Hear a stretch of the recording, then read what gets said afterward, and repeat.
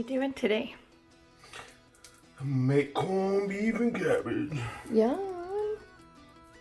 So this is the long way to cut or to trim the onions up. But I did it this way because I have nothing to do on Sunday today. What kind of onions are these? Are little? They're pearl, assorted pearl onions. Little red and white and yellow pearl onions. Safeway special. Yes. So how many is there? Like 10? 10 to 15. And you're gonna just cook these in with the corned beef? So the corned beef will go in with the package of seasoning and water into a pot for like 2.5 hours. And then we'll throw in the potatoes and the pearl onions and some carrots for like 15-20 minutes. What kind of potatoes are these? These are baby medleys because I'm all about color in my food. So yellows, purples, reds, little baby ones. Wash them, give them a rinse, scrub them down, make them all pretty so we don't get dirt flavor in our food because dirt flavor. So yeah. And then that's it? That's the whole meal? That's it. Then you just let it sit and throw cabbage in for 5 minutes right at the end, and yep, that's it. Slice it on the bias, and your bias, I'll show you what that is later. The child is helping. He's watching. He's making sure I'm not screwing it up. Okay, so we're gonna start the corned beef. So what I'm gonna do is it cooks for like 50 minutes per pound. So this is 3 1/3 pounds. So I'm thinking right at like 3 hours is when we're gonna be going at it. So all you're gonna do is just take the corned beef and drop it in the pot.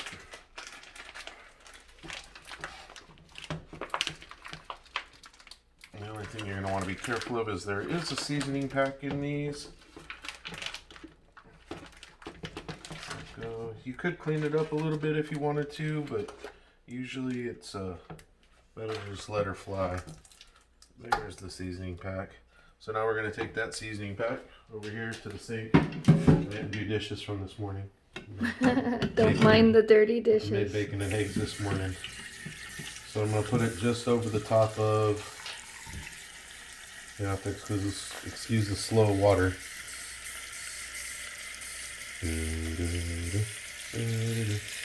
We're just going to go ahead and cover it with water, like over the top by just a little bit.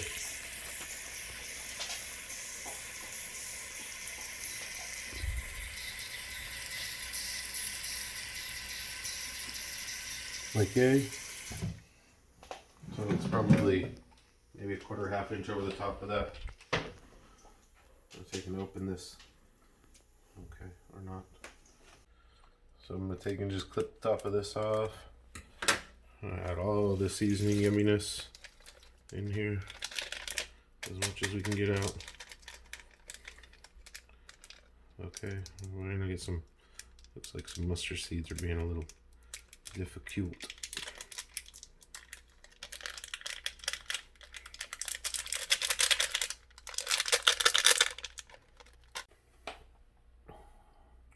We're just going to turn it on high, bring it up to a boil.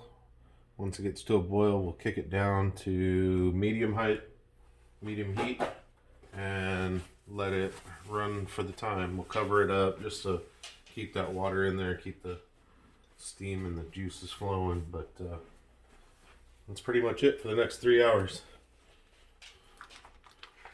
You don't put any of these vegetables in? Nope, not till the last 30 minutes, 25 minutes or so. We got some onion,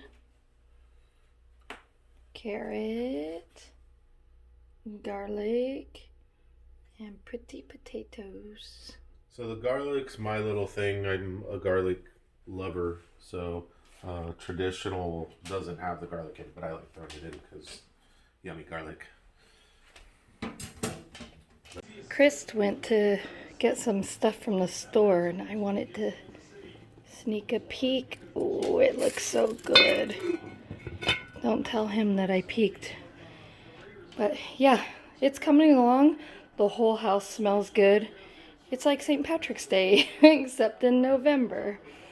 And he went to the store because he's thinking of doing a loaf of soda bread to go with this because, well, he's extra.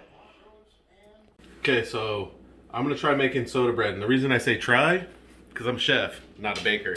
Big difference.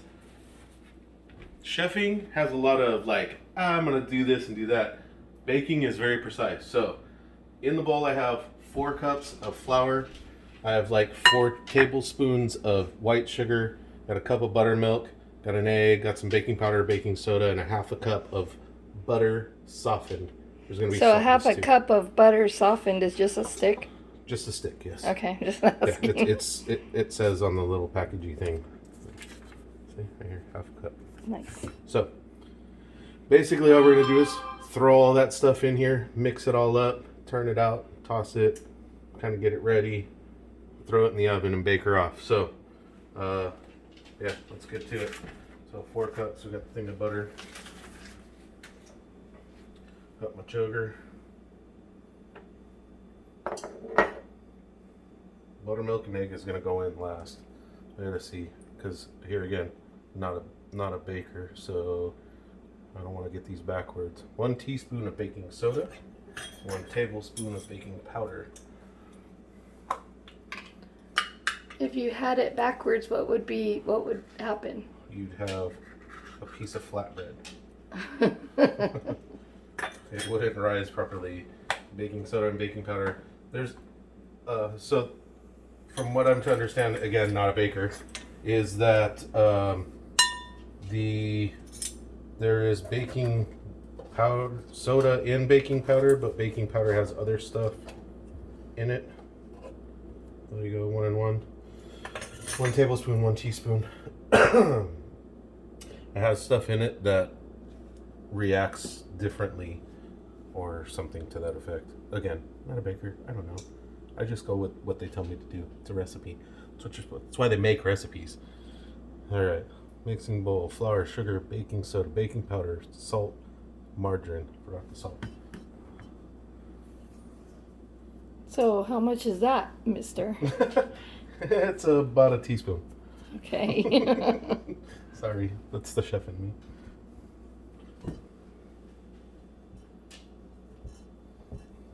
Are you kneading? Yeah, I'm just trying to break up the butter a little bit. And get all the powders mixed together. And all that our liquid, which is the buttermilk and the egg. I'm doing this just to where the butter's kind of evenly dispersed, and you'll be able to feel that because you can kind of see like there's like hunks like that has butter in it, but you can feel on the bottom this doesn't have any butter. So we're just going to keep kind of squishing and moving till it gets dispersed.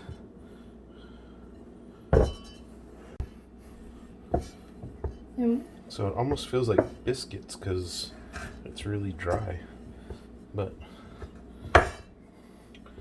again, not a baker. So we're going to see how this turns out. Oh boy. Fun. Trial by fire. It's Irish biscuit. Irish biscuit bread. It's almost hard to say. So I'm just kind of getting it to where it all feels like it's starting to get moist. And we're going to take this and lightly flour this. Get you out of my way.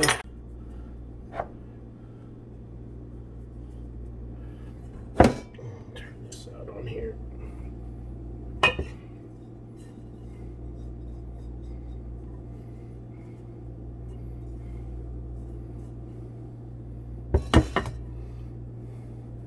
We're going to knead. So kneading this is going to be interesting because it's not exactly doughy. It's crumbly. It's very crumbly.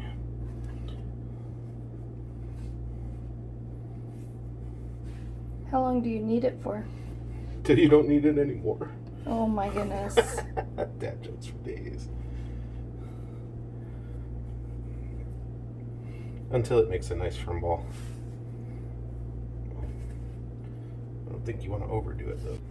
Well, don't know. Is that how you want it? It looks like a ball to me. big giant biscuit. Yeah. Irish biscuit. Just need some gravy. Okay, so now I got my oven set to 375.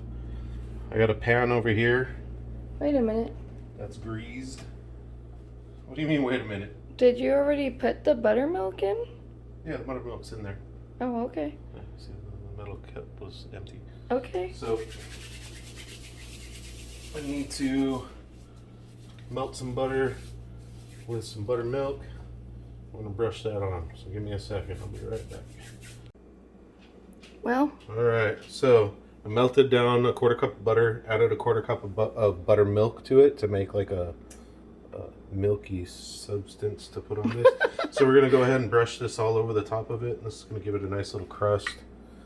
You can go kind of heavy on it. I don't know why they tell you to brush it. You could imagine you could just like, well, not really pour it on, but whatever. You don't want to pour it on. I mean, then it's going to be all over the pan. Yeah, but what fun would that be? Oh my goodness, this is why you're not a baker. Nope, not a baker. Me either, but I know better than to pour all of that on there. So we're going to put some on this, and then we're going to kind of just save like the rest of it. And, I don't know. It's going to bake for, I don't know, about 40 to 50 minutes, but at like 30 minutes I'll crack open the oven and check it, and probably throw some more of this buttermilk combination on it. This will make it nice and crusty. I hope this turns out, because again, not a baker. So all you baking people out there, I'm sorry. So this is already set at 375. We'll go ahead and stick her in the middle rack. Let her go.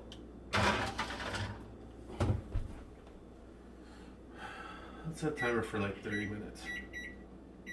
Hopefully that's right. And that's it? That's it. Let's wait for it to come out. Hey-o. Are you excited? Yeah, so excited. I can tell. I love making bread. Why did you want to make it if you weren't excited? So the other night we went to the store, not a grocery store, just like a store, the one with the circles, red circles, and bought their sliced sourdough bread, and it's white bread at best and doesn't have any flavor, and I wanted flavor for the corned beef. So. Well, and especially we live in the San Francisco Bay Area, so we know what sourdough bread tastes like, what real sourdough bread tastes like. It's not real sourdough. And to buy that bread and it just tastes like Wonder Bread, like it's just not right. Not right. It seems wrong. It was very, very much a letdown last night when we had our butternut squash soup. Yes, from scratch that he made. We missed that one. Sorry, you missed I'll have out. to do that at some point, but at the same time, that's kind of my secret recipe. It's kind of like a hidden gem of mine. I've played with that recipe for a long time. See, so that's where it gets fun, and that's why I like being a chef rather than the baking stuff, because you like ingredients go in and you bake it, but the ingredients have to be right. With my soup, tweak it here, tweak it there. If I'm feeling more herbaceous, I'll throw herbs in it. If I'm feeling more sweet, I'll throw more sugar and apples and stuff into it. So that to me is the fun part of being a chef, of chefing, if you will. It's really good too. So, the fun part for me is that I get to eat all the things that he makes. Each time it's a different experience. And even when he thinks they're bad, they're not. So, lucky me, yay. So, as I was going to look at the corned beef to make sure it was good, just running through everything in my head, because I do kind of do that. You're supposed to put a big giant X on this bread, so we're going to crack her open and slice And put a giant X. Why, though? Just so it can crack open but not tear and get all wonky. It kind of makes it so when the thing starts to grow and it has room to go instead of breaking off into 1,000 different pieces. So okay. It just controls makes it bake evenly. That's the good explanation. Awesome. Danger, danger. Ew, ew. Check the bread, check the bread. Let's take a peek. Huh? You getting there? It's getting there. Needs to get a little more brown. So on top of that, we're gonna shut this thing off first. Yes, please. Thank you. Thanks. And I'm gonna spread some more love I'll put some more buttermilk mix on it so it gets nice and brown. So it gets nice and crusty. It does still look like It looks like a giant giant butt biscuit. a giant what? What Butt did you say? biscuit. A butt biscuit? Yeah, I started to Is say that something a else thing? and then realized I probably shouldn't say what I was going to Oh. say. I was like, is that Family a thing? channel, family channel. Yes, sir. Or family-ish channel. 40-ish minutes. So I think I'm going to do this one more time. Let it go the extra 10 just to make sure that it's baked all the way through. Because the one thing I know for sure is unbaked bread's gross. Yes. Like, it doesn't taste good. So I'd rather have it be a little bit over than a little bit under. But let's go ahead and... That's pretty good. We'll let that go another 8-10 minutes.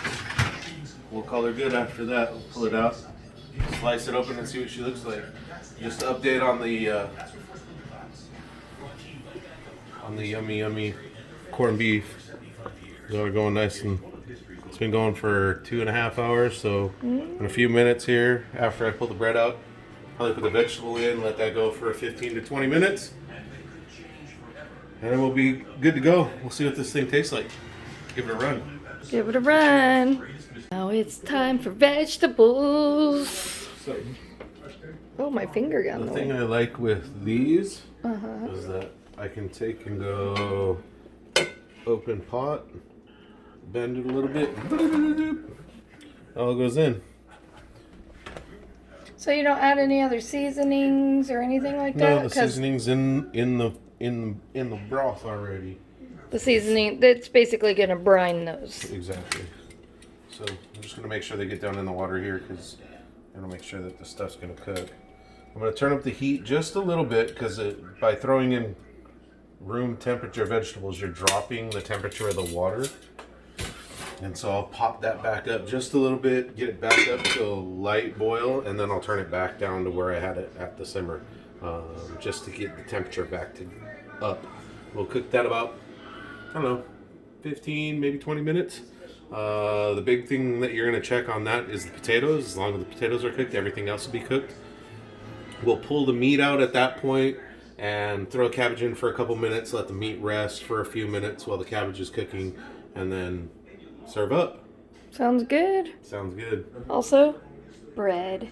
I just want bread. Should we cut it? You want me to Yeah, cut it? let's cut it and see cut it what and it see. looks like. See if we failed. Not We. we. Me. You. There is no we in this. I'm just kidding. There Let's is a we, see. but it's not in the bread cooking. It seems like it's cutting right. I It's didn't cook still all not the cooked way. Wah, wah, wah, Righto. wah. Oh no, that's not good. So are you going to throw it back in the oven? I am. I'm going to pretend that this is put back together. See, look, this is the magic of baking. We go like this, and it's back together. Oh, magic. Oh, that's But of course, I amazing. have to put the oven back on. So. Okay, we'll return shortly with, I mean, you didn't see this part, this didn't happen. Edit it out! Edit it out! Oh, look. It was probably super easy to cut that time, right? Is it let's see. cooked in the middle? I don't know. Oh, yeah, that's better. Better or cooked? Huh? I don't want It's better. still I doughy, want but cooked. We'll taste It it. looks like it's. I mean, it's the crumbs on it. It's nice. What do you think? It's still a little under, but I think letting it sit like that. Well, that was a crooked cut, but I think it'll be alright. What did you do? I mean, I took the corned beef out. It's like perfect, I think. After I only took a half a head of cabbage because our son does not like cabbage and we don't eat a whole bunch of it. So I took the half a head and I quartered that. So I split it in half and then threw that in the water, let that go for about 5 minutes, and then you'll see the end product here in just a minute. He'll plate real it close. so pretty. And I'll show you guys how to figure out where you're supposed to cut it as well because it matters on how you cut it. You want to cut against the grain. So Why I'll does show it you all matter? that. Because it'll be tough if you go with the grain and succulent if you go against the grain. I'll show you what I'm talking about. Okay. Uh-oh, uh-oh. What's happening in here? Dun dun dun. There's the meat.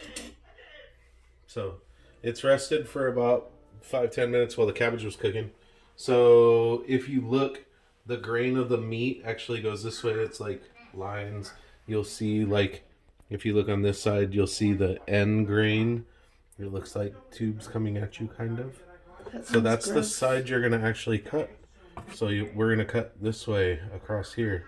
But I'm going to start on the short side because it makes life easier in the long run. So see that first cut? See how you can see all the grain of the muscle? Yeah. Then you know you're cutting the right direction.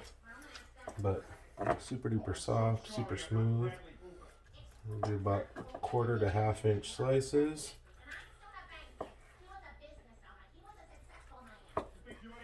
We'll slice through this guy.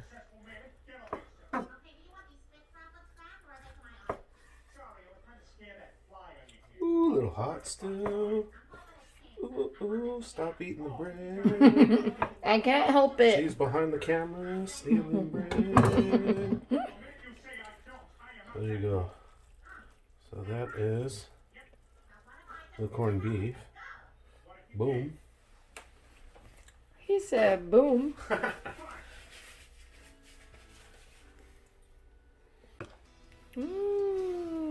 Mustardy goodness. It's time to eat. So, what'd you think? What'd you think? So I thought it was really good. The bread wasn't much bread. It was more biscuit. But that's okay. Like it was actually yeah, but it was so yummy. It was good. So that was good. The corned beef was super tender. You didn't need a knife to cut anything. All potatoes were perfect. The onions were good. Carrots were totally fine. Everything was good. It was delicious. It was well seasoned. I didn't think it was too salty because sometimes a lot of people, and this is not a slight to my mom, but Yes, she boils it for far too long, but she also oversalts it. And I think a lot of people might make that mistake when making this because this meat is already kind of salty on its own, and it comes with its own little flavor pouch. So a lot of times when they package it, if you look on the packaging, it actually says that it's set in a saline solution. So the entire time since it's been packed, it's in salt. So just be cautious. I did throw salt in the water when I first started because I'm a chef, and that's just kind of something you're taught, and it's really hard to get over that. But it wasn't much. In all of that, there was probably, I don't know, there's about a gallon of water. There's 2 pinches of salt. So maybe a tablespoon of salt in all of that water because the meat's already sitting in brine for a really long time. So you really don't need that much salt. Just be careful. You're always best on something like that to salt at the end, not at the beginning, because you can build the flavor after and salt it after if you think it's a little light. But did you like it? I did like it. Because that's what matters. It again- doesn't matter if I like it. It again, matters if he likes it. The biscuit was, I mean, that's what it really was. It wasn't like bread. It wasn't the way it was made. I think it was a little light on the buttermilk. And so therefore it was a little dry, but at the same time it actually kind of worked well. It worked really Because good. it was super moist in the middle but crispy on the outside, and the crunchy part was like a different flavor than the inside. It was very, very tasty, but definitely wasn't like the breads that I've seen, the soda breads that I've seen from other places. But I was pleasantly satisfied and unhappy with the look, but the flavor was really, really good. I liked the flavor of it. It was good. So that was our meal tonight. That was it.